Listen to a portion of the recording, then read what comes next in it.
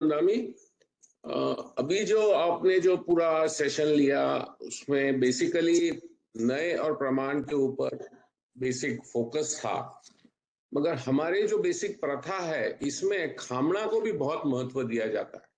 ये जो हम समाज वगैरह करते हैं तो हमेशा खामणा करते हैं, या फिर कोई गुरु साधु वगैरह आए तो खमासना की जो पद्धत होती है, तो इसमें थोड़ा-सा मुझे बहुत बार कन्फ्यूज़न लगता है कि इस खामणा को इतना महत्व क्यों दिया जाता है, जब हम ऊंच-नीच वगैरह की जो बात नहीं करते हैं। तो ये मुझे बहुत बार प्रश्न पड़ा रहता है, और शायद अगर इस पे अगर आप थोड़ा-सा अ, और खुलासा कर सकें तो। खामणा से मतलब इच्छामी खमा समणों के पाठ यस, से वो जो भी गुरु है, वंदना मतलब की सामायिक जाती है। सामायिक में भी हम जो करते हैं कि हाँ, वो जो भी है पजुआ सामी वगैरह वगैरह, वो सामने जो बेसिकली जो हम्म, खमासन जो होते हैं, जो हम, हम्म। तो वहां भी तो ये खामणा की पद्धत होती है सामायिक में, या प्रतिक्रमण में क्रिया बहुत होती है, तो इस क्रिया का जो है, इसमें इस पे बेसिकली थोड़ा सा मुझे खुलासा अगर मिल ठीक है, जाए तो। जरूर जरूर जरूर। जब कोई व्यक्ति अंतर यात्रा शुरू करता है तो उसको अपनी अंतर यात्रा के लिए सबसे पहले हो सकता है कि कोई सद्गुरु का सानिध्य मिले, वो सद्गुरु का सानिध्य खोज रहा हो, क्योंकि कई अलग अलग लोगों के अलग अलग अनुभव है। कई लोग तो बिना किसी व्यक्ति रूप गुरु को पाए अपनी ही जिज्ञासा से कई स्थिति तक पहुंच जाते हैं, अपनी खोज से पहुंच जाते हैं। कई लोग अपनी खोज की शुरुआत भी इसलिए कर पाते हैं क्योंकि उनको कोई गुरु के शब्दों से प्रेरणा मिली हो, गुरु के सानिध्य से कोई प्रेरणा इंस्पिरेशन मिली हो। तो जब किसी की जिंदगी में गुरु तत्व प्रविष्ट होता है तब उसके भीतर एक समर्पण पैदा होता है, या उल्टा भी कह दो वाइसा वर्सा, कि जब किसी के भीतर समर्पण पैदा होता है तो उसको जिंदगी में गुरु मिलते हैं। और जब कोई गुरु मिलते हैं और शिष्य के भीतर में उसके जब समर्पण का भाव आता है तब वो अपने भाव अवस्था से गुरु के समक्ष जो झुकता है वो खमा समणो है। जो खमा समणो का पाठ है, हमारे साथ गड़बड़ी क्या हो गई कि ये पाठ हमारे जीवन में रिवाज के रूप में आए, हमारे अपने स्वभाव से नहीं आए। जैसे हम लोगों को मैकेनिकली मंदिर में पूजा कैसे करना वो सिखा दिया गया और हम कर लेते हैं, लेकिन क्या पूजा कभी हमारी अपनी प्रार्थना से पैदा हुई है, हमारी अपनी स्थिति से पूजा आई है क्या? भाई बड़ा फर्क है हमारी स्थिति से पूजा आना और पूजा करना। पूजा करना तो हमको एक क्रिया सिखा दी गई, ऐसी प्रतिक्रमण करना क्रिया सिखा दी गई, खमा समणो देना क्रिया सिखा दी गई। अब जो क्रिया सीख करके क्रिया आ रही है उस क्रिया में अपने प्राण नहीं है, खुद के प्राण नहीं है, खुद की समझ नहीं है, खुद का समर्पण नहीं है। तब वो जो क्रिया कर रही की जा रही है वो क्रिया एक तल पर हो रही है और हमारा जीना कहीं और दूसरे तल पर हो रहा है। हमारी स्थिति कोई और तल पर है, क्रिया कोई और तल पर है। और खमा समणो कब आता है, वंदना कब आती है? खमा समणो यानी वंदना करने का पाठ, वंदना करने का एक तरीका, गुरु को वंदना करने का श्वेतांबर मूर्ति पूजक परंपरा में जो तरीका है उसको खमा समणो कहते हैं। इच्छामी खमा समणो वंदे हूँ। और जो स्थानकवासी परंपरा है वो तिखुतो आयणम पयायणम ऐसे कर रही होती है ना। दिगंबर नमस्तु कुछ और तरीके से कर रहे होते हैं। तो सबके यहाँ पर अलग अलग तरीके से गुरु वंदना की जा रही है, पर गुरु वंदना आएगी कब? पहली तो बात, जीवन में वंदना की स्थिति आई हो, पजुआ स्वामी की स्थिति आई हो, भीतर में कोई समर्पण आया हो, प्रेम आया हो। अब जो समर्पण और प्रेम आया तो उसको तो शब्दों की जरूरत नहीं, उसको शब्द आए ना आए, उसको तिखु तो खमा सुमणो की पाठ आए ना आए, क्रिया आए ना आए, उसके भीतर जो समर्पण आया है वो गुरु की वंदना करेगा, गुरु की पूजा करेगा, गुरु की स्तुति करेगा। लेकिन वो पूजा स्तुति वंदना जो है वो उसकी आत्मिक दशा से आएगी। एग्जाम्पल के तौर पे बताती हूँ, जब स्वामी रामकृष्ण परमहंस को काली के मंदिर में पुजारी के रूप में चुना गया और रखा गया, तो रखने वाली रानी ने सोचा, जो रासमणी रानी का ने मंदिर बनाया था दक्षिणेश्वर में काली का, कलकत्ता के पास में, तो उधर उन्होंने क्या सोचा था कि भाई मैं तो एक पुजारी को नियुक्त कर रही हूँ कि वो सेवा पूजा कर दिया करेगा, जैसे अपन मंदिरों में पुजारी रखते हैं।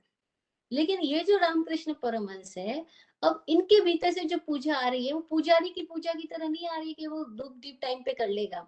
उसके भीतर से पूजा उसकी स्थिति से आती है, उसके भावों से आती है। और जब भावों से आती है तो बड़ी मजेदार बात है कि वो काली के मंदिर में प्रसाद चढ़ाने से पहले खुद चख लेता है सही है कि नहीं है। फूल चढ़ाने से पहले सूंघ लेता है सही है कि नहीं है।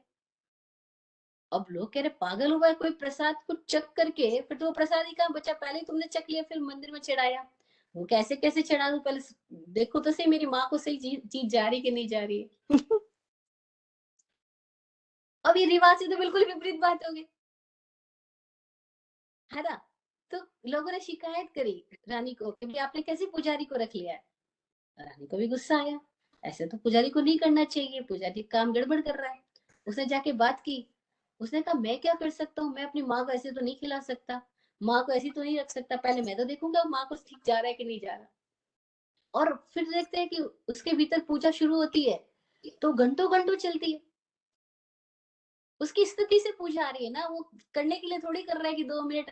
हम लोग देखते मंदिर के अंदर लोग आए, ये किया वो किया, दीपक दिखाया, आईना दिखाया और चल पड़े। उनका बस रिवाज पूरा कर लिया। लेकिन रामकृष्ण परमहंस अब पूजा कर रहे हैं तो वो घंटों घंटों करते जा रहे हैं। और कभी आंसू बह रहे तो घंटों आंसू ही बह रहे, पूजा की क्रम जो था उसके बाद जो करना, उसके बाद जो करना सब खत्म। वो तो किसी एक चीज में ही रह गए लंबे समय तक। अब बोला ऐसे कैसे, रोए जा रहे, सिर झुक गया तो झुक गया, कीर्तन हो रहा तो कीर्तन ही चालू है, खत्म ही नहीं हो रहा है। क्योंकि वो पूजा उनके स्थिति से आ रही है, वो पूजा ऊपर से नहीं आ रही है। तो खमा समड़ो क्या था एक्चुअल में, गुरु वंदना का पाठ क्या था एक्चुअल में, कि वो भीतर की कोई स्थिति से कभी गुरु की वंदना हो रही है। अब जो भीतर की स्थिति से गुरु को वंदना हो रही है तो यहाँ गुरु बड़ा छोटा नहीं हो गया, गुरु और शिष्य आत्मरूप हो गए। प्रेम में बड़ा छोटा नहीं होता, प्रेम में आत्मरूप हो जाते हैं।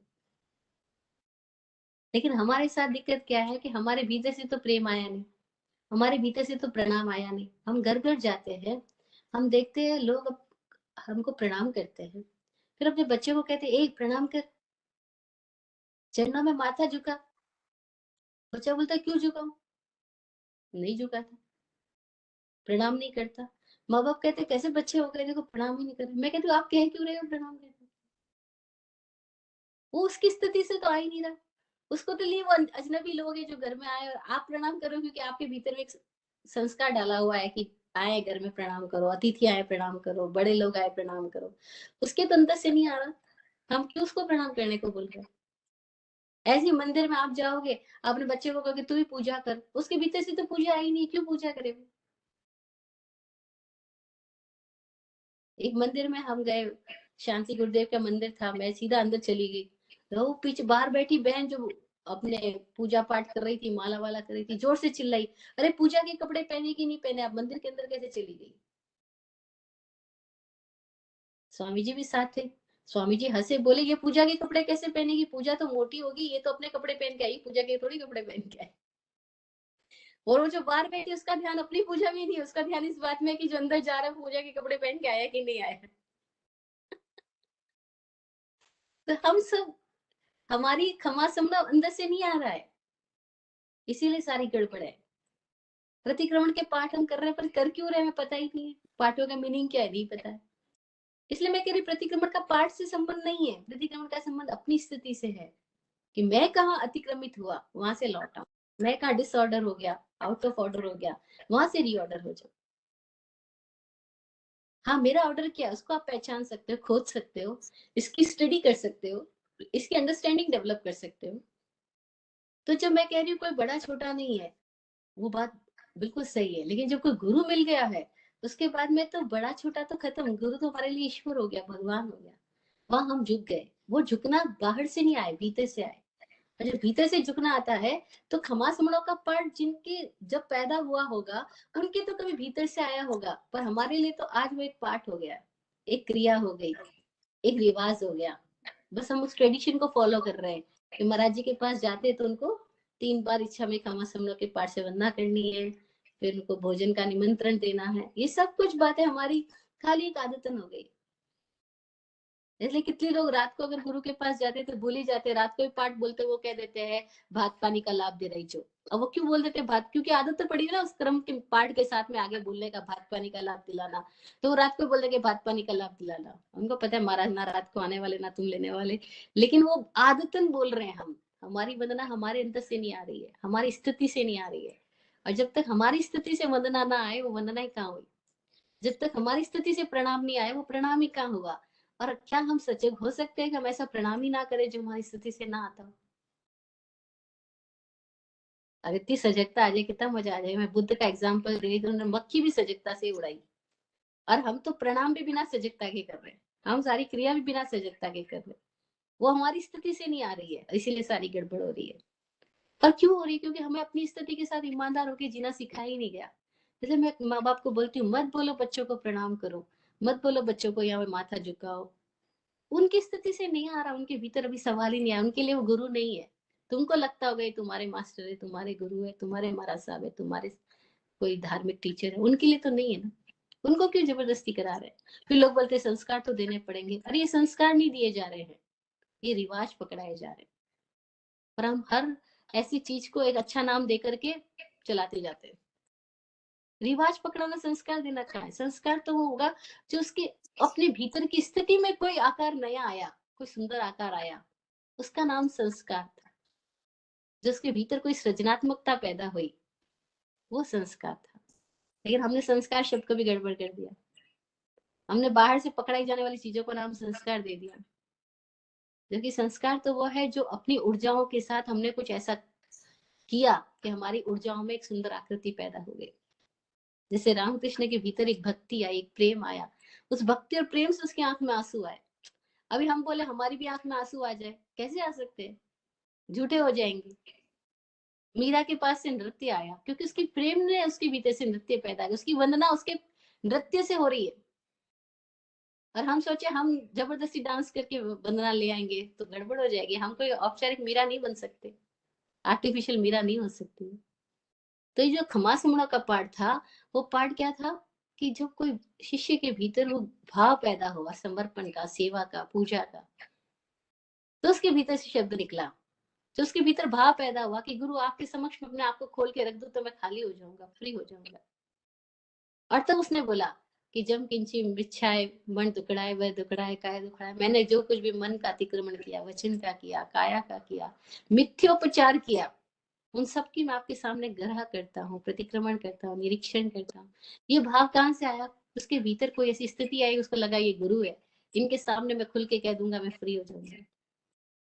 लेकिन अभी तो हमारे पास तो ना ऐसा निर्ग्रंथ कोई गुरु दिखता, और ना कोई भीतर से आए हुए समर्पण से ये पाठ आता। ये सारे पाठ भी रिवाज से आते, गुरु भी रिवाजों में बन गए, क्या कर सकते हैं। I can't say anything. जय हो।